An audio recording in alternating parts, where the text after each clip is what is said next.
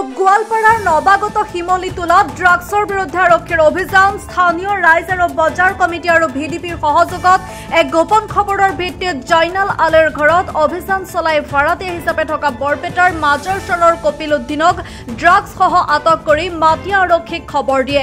মাটিয়াৰ ভাৰপ্ৰাপ্ত আৰক্ষী বিষয়া চুকেশ ঘোষৰ নেতৃত্বত মাটিয়া আৰক্ষীয়ে ঘটনাস্থলীত উপস্থিত হৈ কপিল উদ্দিনক গ্ৰেপ্তাৰ কৰাৰ লগতে নগদ ৮,০০০ টকা, এটা মোবাইল আৰু ৩৬টা কণ্টেইনাৰ সহ ২৩.৮৮ গ্ৰাম হেৰোইন জব্দ কৰে। প্ৰথমতে আমাৰ আঞ্চলিক অৰুণোদয় ক্লাব আৰু আমাৰ ভিডিপি ছেক্ৰেটাৰী দুগৰাকীক বজাৰ কমিটিৰ ফালৰ পৰা ধন্যবাদ জ্ঞাপন কৰিছোঁ। তেওঁলোকে যি আজি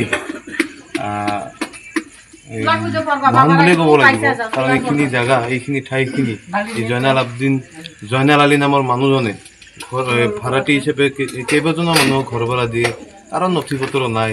আৰু আমি দেখি আহিছোঁ বা শুনিও আহিছোঁ বহুত আগৰ পৰাই ইয়াতে বিভিন্ন ধৰণৰ জোৱা, মদ, গাঁজা, ড্ৰাগছ, নাৰী ব্যৱসায় পৰ্যন্ত চলে। কিন্তু আমি কোনোবাদিন হাতে লুটে ধৰিব পৰা নাই। আজি আমাৰ যি আঞ্চলিক অৰুণোদয় ক্লাবৰ নেতৃত্বত আৰু ভিডিপি দুগৰাকীৰ লগতে বজাৰ কমিটিৰ সহযোগত তেওঁলোকক আহি হাতে লুটে ধৰাৰ পিছত আমাৰ শিমলীটোলা পিপি আৰু মাটিয়া আৰক্ষী চকীৰ অৱগতকো তেওঁলোকে লগে লগে আহি হাতে লুটে তেওঁলোকক ধৰা পেলায়। কি পালে? তেওঁ তাতে ৩৬টা ড্ৰাগছৰ কণ্টেইনাৰ পালে আৰু ৮,০০০ টকা পাইছে, নগদ মোবাইল এখন পাইছে। কি বিচাৰিব? আমি এইটোৱেই বিচাৰিম যে শিমলীটোলা বজাৰৰ পৰা এই যিসকল ব্যৱসায়ী এই ধৰণৰ ব্যৱসায় কৰি আছে ড্ৰাগছ, তেওঁলোকে একদম যাতে এই শিমলীটোলা বজাৰত আৰু নেক্সট অনাগত দিনত যাতে আৰু আশ্ৰয় নাপায়, সেইখিনি আমি বিচাৰিম।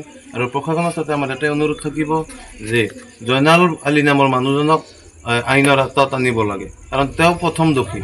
তেওঁ ঘৰৰ মালিক। আজি আটক হোৱা ল'ৰাটোৰ নাম কি? আজি আটক হোৱা ল'ৰাটোৰ নাম কপিল উদ্দিন শ্বেখ। তেওঁৰ ঘৰ আৰু আলবতী। তেওঁ ইয়াতে থাকি এইবোৰ ২ নম্বৰী চব ব্যৱসায় চলায়।